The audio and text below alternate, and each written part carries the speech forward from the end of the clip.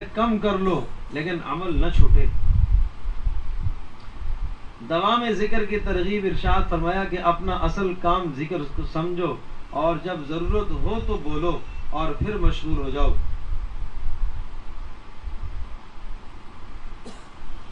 اس لیے چلتے پھرتے آدمی ذکر ہی کرتا رہے. اس سے فائدہ یہ ہے فضولیات سے بچتا رہے گا، لغویات سے بچتا رہے گا. فرمایا قلت کلام کی تدبیر. قلت کلام کو مختصر کرنا. قلت کلام کی ایک تدبیر یہ ہے کہ ابتدا بکلام نہ کرے الا بضرورت. یعنی سامنے والا اگر کلام کی ابتدا نہیں کر رہا تو آپ نہ کرے. اگر کوئی دوسرا بات پوچھے تو بقدر ضرورت جواب دے اور پھر ذکر میں مشغول ہو جائے. بقدر ضرورت بات کرو اور ذکر میں مشغول ہو جائے. اور پھر ارشاد فرمایا کہ بلا ضرورت لوگوں سے میل جول نہ بڑھائیں. بلا ضرورت لوگوں سے میل جول اٹھنا بیٹھنا نہ بڑھائیں، اس لیے کہ اس سے بھی آدمی کو نقصان ہوتا ہے. جب لوگوں سے میل جول ہوتا ہے تو کیا ہوتا ہے؟ لوگوں کے گناہوں کے اثرات بھی منتقل ہوتے ہیں، گناہوں کی نحوست بھی منتقل ہوتی ہے. اور پھر جب آدمی بیٹھتا ہے تو نتیجہ یہ ہوتا ہے کہ غیبت، فضولیات. اگر ذکر و خلوت سے جی اگتا جاوے تو بال بچوں میں یا ہم مشرب احباب میں بیٹھ کر کچھ دیر دل بہلا لیں تو کوئی حرج نہیں ہے. جب نشاط پیدا ہو جائے تو پھر اپنے اذکار میں مشہور ہو جائے. یہ وہ ذکر ہے جو آپ چلتے پھرتے اپنے ذکر کرتے رہیں تاکہ ہر وقت آپ کی زبان اللہ کے ذکر سے تر رہے. ایک شخص کو رسول پاک صلی اللہ علیہ وسلم نے یہ نصیحت فرمائی کہ اپنی زبان کو اللہ تبارک و تعالیٰ کی یاد سے اور اللہ کے ذکر سے ہمیشہ ہمیشہ تر رکھا کرو. محبت الہی پیدا کرنے کا طریقہ. اللہ تبارک و تعالیٰ کی محبت کیسے پیدا ہو؟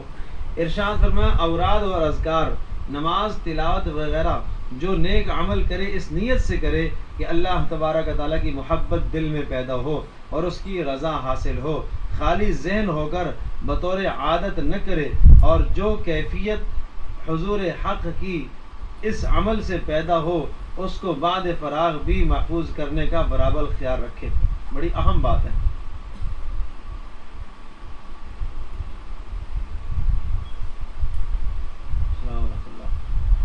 دیکھو غور کرو کیا اہم بات ہے. تھوڑا ادھر ہو جائے.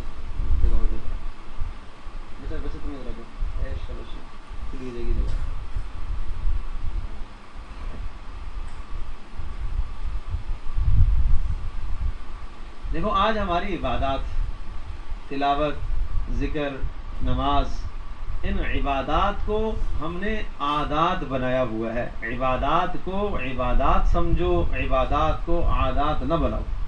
یہ ہماری عادتیں ہیں. صبح نماز پڑھنی ایک عادت ہے، ظہر میں نماز پڑھنی عادت، عصر مغرب عشاء عادت، تلاوت عادت، ذکر عادت. نہ، اس کو عادت نہ بناؤ، اس کو عبادت بناؤ. اور پتہ ہے عبادت بنانے، عادت کو عبادت بنانے کا کیا طریقہ ہے؟ عادت کو عبادت بنانے کا طریقہ نمبر 1، جو بھی عمل ہو وہ اللہ تبارک و تعالیٰ کے حکم اور مرضی کے مطابق ہو. نمبر 2، اس اللہ پاک کے حکم کو اخلاص محض اللہ پاک کی رضا کے لیے پورا کرے. نمبر 3، ثواب کی نیت سے اس عمل کو کرے.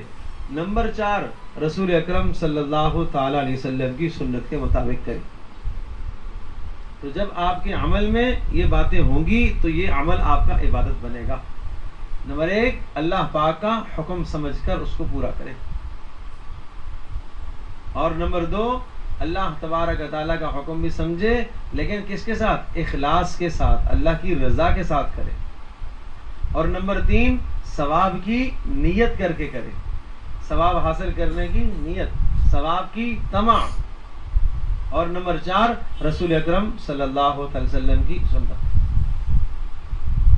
اب میں ایک چھوٹی سی مثال عرض کرتا ہوں. آپ کھانا کھائیں گے عشاء میں، یہ عادت ہے. اس عادت کو عبادت میں کیسے لے کے جانا ہے؟ پانی پینا ایک عادت ہے، اس عادت کو عبادت میں کیسے لے کے جانا؟ تو آپ کھانا کھاتے وقت یہ سمجھو کہ اللہ کا حکم ہے، ایک آدمی کھانا نہیں کھاتا، بھوکا رہتا ہے اور فاقے پہ فاقے کرتا ہے، کھانا ہونے کے باوجود بھی نہیں کھاتا، اسی حال میں موت آ جاتی ہے، مر جاتا ہے، تو کیا ہے، گناہ گار ہوگا یا نہیں ہوگا؟ گناہ گار ہوگا، اس لیے کہ اللہ کا حکم اس نے پورا نہیں کیا۔ تو اس کو عادت نہ سمجھو، اس کو اللہ کا حکم سمجھ کر کھاؤ، اور پھر اللہ تبارک و تعالیٰ کے حکم کے مطابق یعنی حلال کھانے کی کوشش کرو، حرام کی طرف ہاتھ نہ بڑھاؤ، اور پھر یہ نیت کرو کہ اس کھانے کے بعد جو تقویت اور قوت حاصل ہوگی اس سے میں اللہ کی عبادت کروں گا، اور پھر یہ نیت کرو کہ یہ کھانا میرا رسول پاک صلی اللہ علیہ وسلم کی سنت کے مطابق ہونا چاہیے۔ اب آپ یہ دیکھو، یہ کھانا جو عادت تھی یہ عبادت بن گیا۔ اسی طرح سے ہر عمل کے اندر آپ یہ نیت کرو، سونے میں، جھاگنے میں، بازار جانے میں، یہاں تک کہ ایک آدمی بازار میں سبزی خریدنے جاتا ہے، ضرورت کی چیز خریدنے جاتا ہے، اس میں بھی یہ نیت کرے کہ بھائی اللہ تبارک و تعالیٰ نے مجھے گھر والوں کی کفالت کا حکم دیا ہے، اس لیے میں بازار سے یہ چیزیں خرید کے لے کے آ رہا ہوں، بچوں کے لیے، بیوی کے لیے، ماں باپ کے لیے جو چیزیں خرید کے لا رہا ہوں، اس لیے کہ اللہ تبارک و تعالیٰ نے میرے ذمہ گھر والوں کی کفالت کا مجھے حکم دیا ہے، اس لیے پھر اللہ پاک کے حکم کے مطابق خریدو، ناجائز چیزیں نہ خریدو، حرام مال سے پھر نہ خریدو، اور پھر ثواب کی نیت سے کہ یہ کپڑا میں اپنے گھر میں لے کے جاؤں گا، بچوں کو پہناؤں گا، گھر والوں کو پہناؤں گا، اور وہ پہن کر نماز پڑھیں گے، مجھے ثواب ہوگا، ثواب کی نیت کرو، اور پھر سنت کے مطابق خریداری کرو، خریداری سنت کے مطابق کرو۔ حدیث پاک میں آتا ہے کہ بہترین خریدار، اچھا خریدار اور اچھا آدمی وہ ہے جو خریدتے وقت بھی نرمی کا معاملہ کرتا ہے، بیچتے وقت بھی نرمی کا معاملہ کرتا ہے۔ یہ جو آج مزاج بن گیا ہے، دکاندار سے آپ چیز خریدیں گے، جی کتنے کا ہے جی یہ 50 روپے کی، ارے بھائی 40 روپے کر لو، کتنے کی چیز ہے جی 100 روپے کی، ارے بھائی 80 روپے لے لو۔ ایک مزاج بن گیا ہے کم کرنے کا۔ کبھی کوئی آدمی گاہک لینے والا، خریداری کرنے والا دکاندار کو 10 روپے اوپر کر کے نہیں دیتا، جبکہ نبی علیہ السلام کا اسوہ حسنہ کیا تھا، وہ اوپر کر کے دیا کرتے تھے۔ قیمت مقرر ہو گئی 100 روپے، آپ 105 دے دو، آپ 110 دے دو۔ جس آدمی نے دکان کھولی ہے بازار میں، یہ چیزیں لے کے بیٹھا ہے، وہ بھی 2-4 پیسے کمانے کے لیے آیا ہے، اور اس پر وہ مجھے بات یاد آئی، میں کئی بار بیان کر چکا ہوں۔ حضرت عثمان رضی اللہ تعالی عنہ نے ایک باغ خریدا تھا 4000 درہم کا، اور جب یہ حدیث سامنے آئی کہ بہترین آدمی وہ ہے جو خریداری کرتے وقت بھی نرمی سے معاملہ کرے، یعنی کچھ اضافہ کر کے دے دے، حضرت عثمان نے اس بیچنے والے کو بجائے 4 کے پھر 8000 درہم دیے۔ نبی اسلام کی سنت تاکہ پوری، کیسے لوگ تھے! آج اس کا آپ تصور کر سکتے ہیں؟ ٹھیک ہے، بازار میں ایک رواج ہو گیا ہے چیزوں کی قیمت بہت زیادہ بڑھانے کی، چیز وہ 50 کی ہے وہ 100 بتائے گا اور 500 بتائے گا، فطرتاً پھر آپ کم کرتے ہیں۔ لیکن کبھی آپ ایسے بھی دیکھو کہ ہاں بس اس کی یہ قیمت ہے، ٹھیک ہے یہ مناسب ہے، یہ یہی قیمت ہے، تو آپ اس قیمت سے 2 روپے اوپر دے دو۔ امام ابو حنیفہ رحمۃ اللہ علیہ کی خریداری جب ہوتی تھی، وہ خریداری، وہ کپڑے کے تاجر تھے، خریداری کرتے تھے، تو وہ ایک ریٹ مقرر فرماتے تھے، بحث مباحثہ کرنا کوئی حرج نہیں ہے، اس نے اتنا بتایا آپ قیمت کم کروائیں، کوئی مذائقہ نہیں ہے، یہ تو اس میں کوئی حرج نہیں،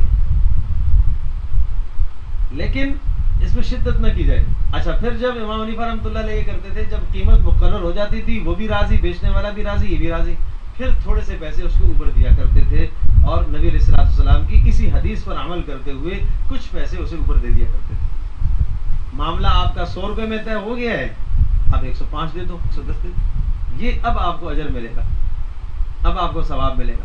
اب یہ خریداری آپ نے کی ہے سنت کے مطابق، یہ خریداری آپ نے کی ہے نبی علیہ السلام کے طریقے کے مطابق، تو یہ رسول پاک صلی اللہ علیہ وسلم کا اس معاملے میں مزاج تھا۔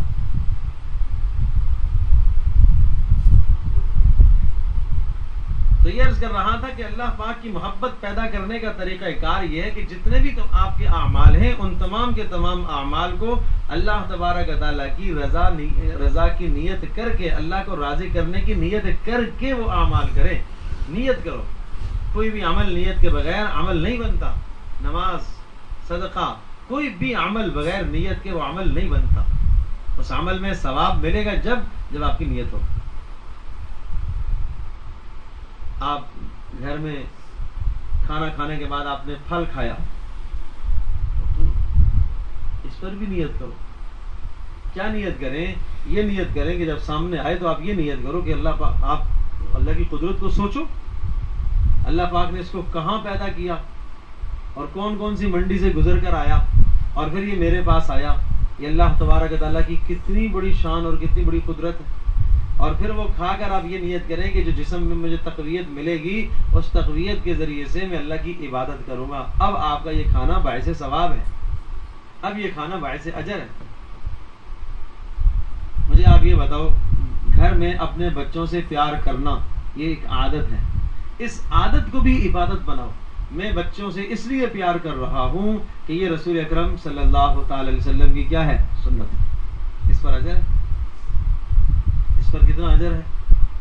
ایک شخص نے رسول پاک صلی اللہ علیہ وسلم نے اقرع ابن حابس رضی اللہ تعالی عنہ, انہوں نے دیکھا